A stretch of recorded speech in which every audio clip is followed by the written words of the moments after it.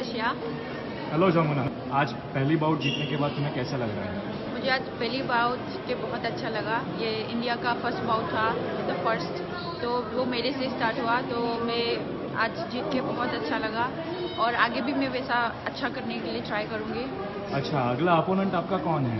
मेरी 9 तारीख को है अल्जीरिया के साथ, और मैं भी उसके साथ भी मैं अच्छा खेलने के लिए ट्राई करूँगी।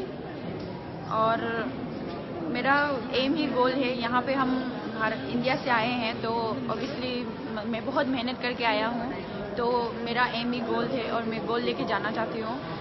तो मेरा प्रिपरेशन भी बहुत अच्छा चल रहा है। इंडिया से आपको कोई मैसेज देना हो तो क्या कहोगे आप? मैं हमारे BFI को थैंक यू सो मच बोलना चाहती हूँ, और साई को भी थैंक यू सो मच, और मुझे इंडिया से जितना लोग मुझे सपोर्ट किया, आशीर्वाद दिया, उन लोग के लिए भी बहुत बहुत धन्यवाद।